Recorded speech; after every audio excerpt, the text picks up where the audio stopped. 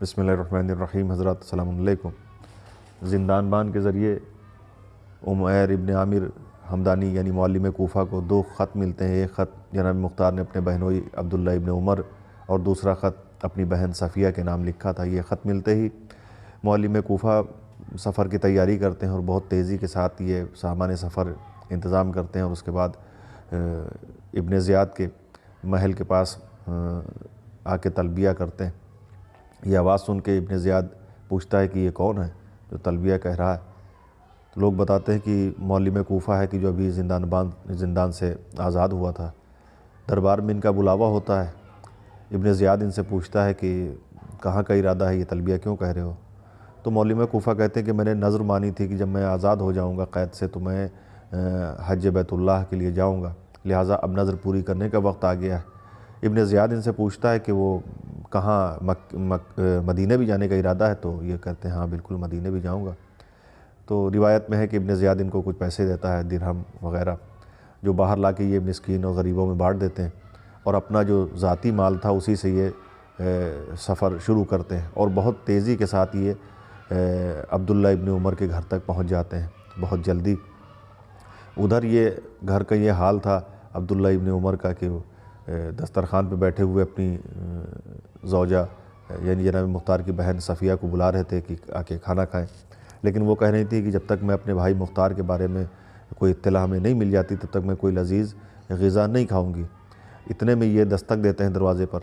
کنیز آ کے پوچھتی ہے کون؟ تو یہ بتاتے ہیں کہ میں معلم کوفہ عمیر ابن عامر حمدانی ہوں، اور میں کوفے سے آیا ہوں اور بہت ضروری حاجت لے کے آیا ہوں۔ یہ کنیز آ کے جب عبداللہ ابن عمر سے بتاتی ہے تو جناب مختار کی بہن کہتی ہیں عبداللہ ابن عمر سے کہ تم خود جاؤ اور دیکھو کون آیا ہے، شاید میرے بھائی کی کچھ خبر لے کے آیا ہو۔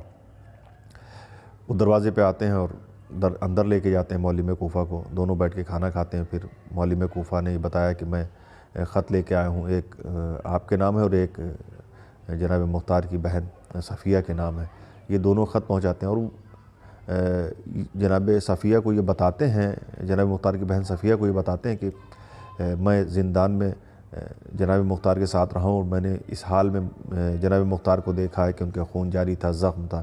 یہ سب سن کے بہن بے ہوش ہو جاتی ہیں، اور جب ہوش میں آتی ہیں تو اپنے شوہر عبداللہ ابن عمر سے کہتی ہیں کہ تم کوئی کوشش کیوں نہیں کرتے میرے بھائی کو آزاد کرانے کی؟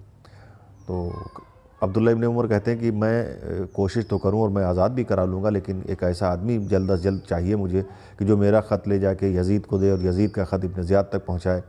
جتنی جلدی یہ کام ہو جائے گا مختار آزاد ہو جائیں گے۔ تو معلم کوفہ کہتے ہیں کہ یہ کام کرنے کے لیے میں تیار ہوں، میں پوری کوشش کروں گا کہ جتنی جلدی پہنچ سکوں شام پہنچ جاؤں، اور یزید کا خط ابن زیاد تک بھی میں پہنچاؤں گا۔ تو یہ خط لکھتے ہیں یزید کے نام اور سواری کا انتظام کرتے ہیں، اور معلم کوفہ وہ خط لے کے نکلتے ہیں اور بہت تیزی کے ساتھ بہت جلدی یہ دمشق پہنچ بھی جاتے ہیں۔ دمشق پہنچنے کے بعد لیکن جب یہ یزید سے ملاقات کرنے کی کوشش کرتے ہیں تو ان کو وہ یزید تک رسائی ان کی نہیں ہو پاتی۔ جب بھی یہ کوشش کرتے ہیں تب ان کو دربان اور یہ لوگ روک دیتے ہیں۔ آخر یہ تھک ہار کے مسجد کے پاس میں ایک کمرہ انہوں نے کرائے پر لیا اور روز جماعت میں شامل ہوتے تھے، اور نماز تمام ہونے کے بعد تمام لوگوں سے دعا کراتے تھے کہ میری حاجت پوری ہو جائے۔ تو ایسا کرتے کرتے کافی دن ہو گیا، تو ایک دن جو مسجد کے امام جماعت تھے انہوں نے لوگوں سے کہا کہ یہ ایک آدمی کوفے سے آیا ہے اور اپنی حاجت بھی نہیں بتاتا ہے اور پریشان ہے، تو ہمیں چاہیے کہ ہم اس سے کچھ معلوم کریں کہ کیا پریشانی ہے۔ تو لوگ کہتے ہیں کہ یہ کام آپ ہی کیجئے، آپ جائیے اپنے بیٹوں کو لے کے اور ملاقات کیجئے، دیکھیے کیا مسئلہ ہے تو ہم لوگ اس کو پورا کرتے ہیں۔ تو مسجد کے جو امام جماعت تھے وہ ایک رات میں نماز کے بعد جب جماعت ختم ہوئی تو معلم کوفہ سے ان کے کمرے پہ آ کے ملتے ہیں اور پوچھتے ہیں کہ کیا بات ہے۔ تو حالات ایسے ہیں کہ کسی کو کچھ بتایا نہیں جا سکتا، لیکن جب امام جماعت نے قسم دی معلم کوفہ کو کہ تمہیں محمد مصطفیٰ اور علی مرتضیٰ کی قسم ہے، تو یہ قسم سے یہ سمجھ گئے کہ یہ اچھا آدمی ہے۔ تو انہوں نے اپنی ساری دل کی بات بتا دی اور جناب مختار کا پورا حال بتا دیا، اور میں یہ بھی بتایا کہ میں کس مقصد سے آیا ہوں۔ تو امام جماعت نے پھر ان کو ایک راستہ بتایا کہ یزید سے ملاقات کا ایک ہی راستہ ہے، اور تم اپنا حلیہ بدلو، اپنا لباس بدلو، دیباج کا لباس پہنو اور سفید رنگ کا لباس زیب تن کرو۔ اس کے بعد وہ پورا طریقہ بتاتے ہیں کہ کس طرح سے تم یزید تک پہنچو گے، اور یزید تک پہنچنے سے پہلے تمہیں ایک نوجوان ملے گا، اس تک تمہیں پہنچنا ہے، اور وہاں تک تم پہنچ گئے اور اس سے اپنی پوری بات تم نے بتا دی، تو اس کی بات یزید ٹالتا نہیں ہے، لہٰذا اس طریقے سے تم عمل کرو تو تم یزید تک پہنچ جاؤ گے۔ اب معلم کوفہ اس پر عمل کرتے ہیں اور کس طرح سے پہنچتے ہیں اور یزید کا خط لے کر ابن زیاد تک کیسے پہنچتے ہیں، یہ تمام باتیں انشاءاللہ اگلے ویڈیو میں۔ السلام علیکم، خدا حافظ۔